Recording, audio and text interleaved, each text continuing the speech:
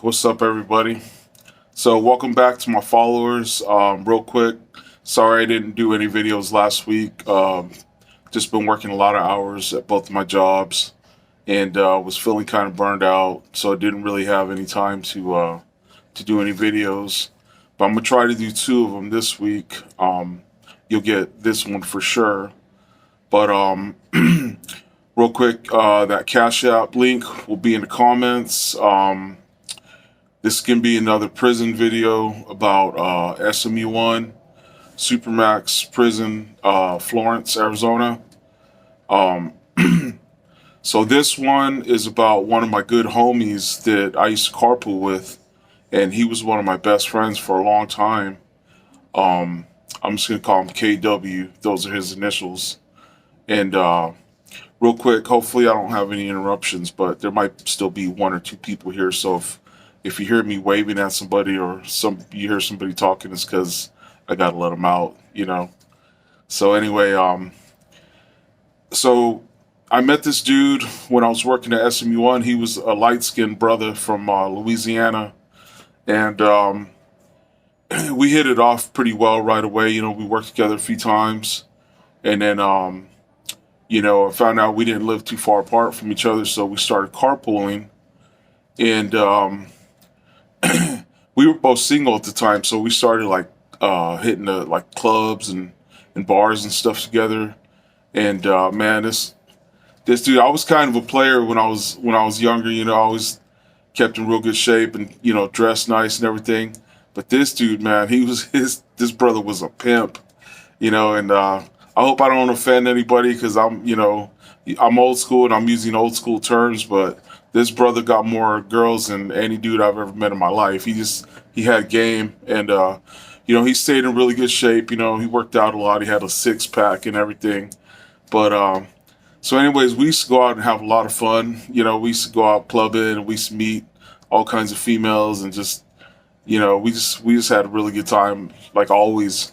So anyway, like I always noticed he always had a lot of cash. And I mean, he worked overtime, and I worked overtime, but the amount of cash that this brother had all the time, I kind of like thought, what's going on here? Because I knew he didn't have any other jobs that I knew of, right? So um, he ended up telling me one day because I asked him like, damn, G, how you always got so much cash?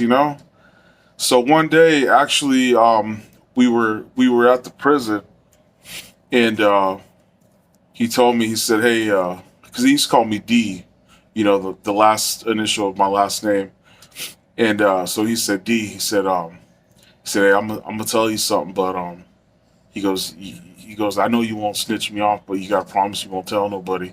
So I knew right then and there. I kind of figured what he was gonna tell me. I had a feeling. So he told me, well, he said I've been bringing in stuff for the brothers. And I don't remember which gang, what black gang it was that he was bringing stuff in for, but he kind of started explaining to me that it started off with him bringing in cartons of cigarettes. And that's how they start you off sometimes. Like they try to make it seem like, oh, it's not going to be anything like like too serious. Just bring us in like some cartons of cigarettes, and they were paying him like, I think like a couple of hundred for each box of or each carton of cigarettes, something like that. I don't remember exact amounts, but I know he was getting paid like really good for doing it, right?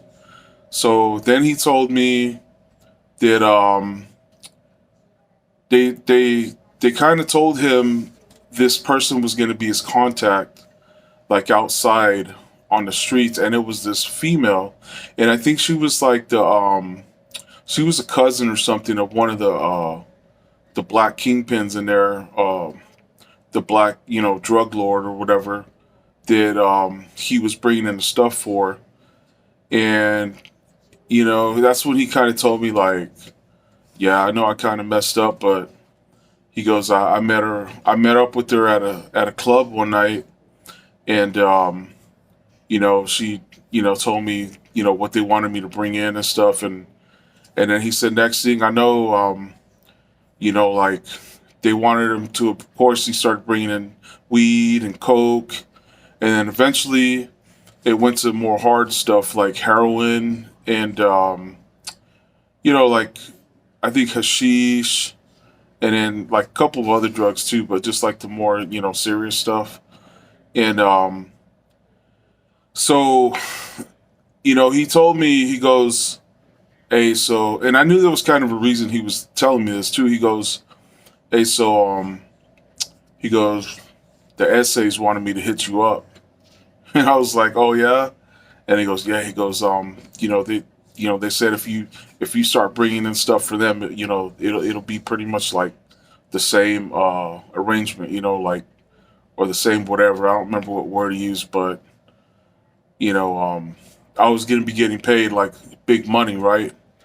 But I was just like, nah, bro, I'm good, man. It ain't for me, And he kind of got a look on his face like he was kind of worried, and then he was like, "You ain't gonna say nothing, are you, D?" And I was like, "About what?" He was like, "Oh, all right." So he never really brought it up to me again after that, except when he started telling me that they were kind of onto him, and so like I think most people know that have ever worked at a prison or been around somebody that works at a prison. They do random searches, and at Arizona DOC, it was the Tactical Support Unit (TSU). They would set up these. They would set up kind of like a roadblock, and the sheriff's department would help them out. So, like, say, like one day, like you'd be coming into work, and there'd be like a couple of sheriffs, and once you pass that point where them sheriffs are at, you're not allowed to turn around. If you do, they're going to automatically stop you, and you're going to be under suspicion, right?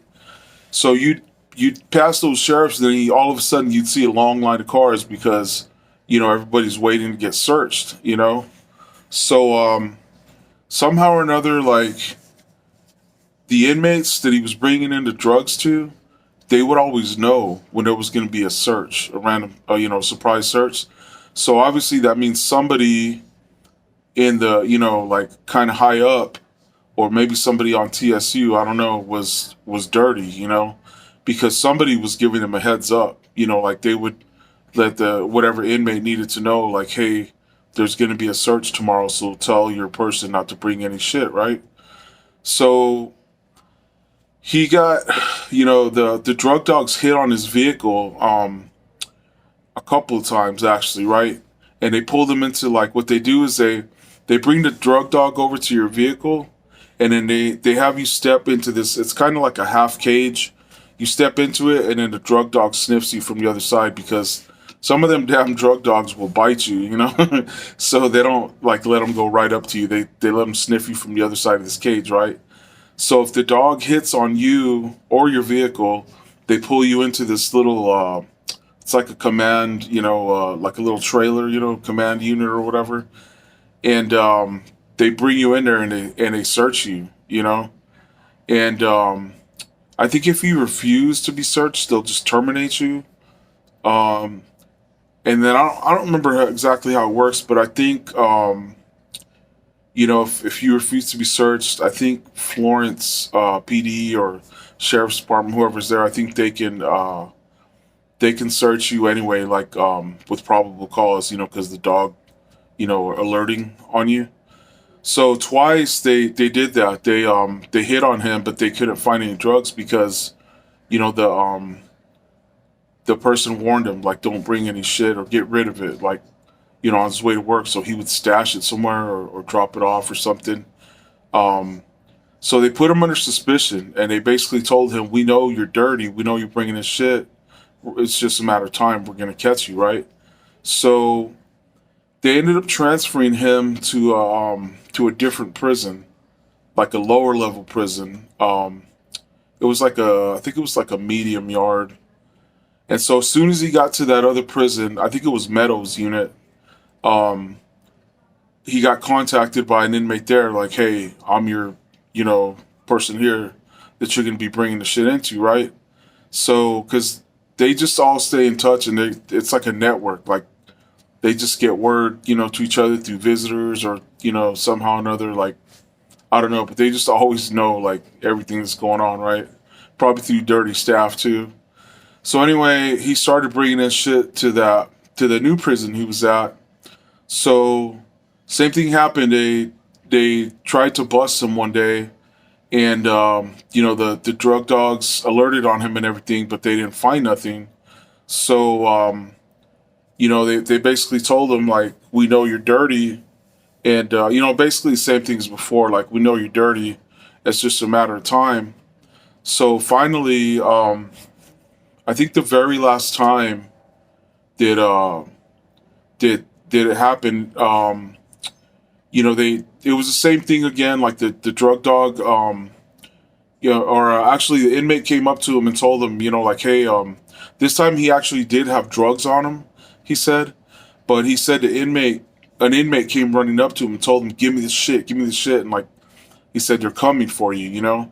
So he gave the inmate whatever drugs it was he had on him, and the inmate took off with it, and he don't know what the inmate did with them, but it's probably better that he didn't know anyways.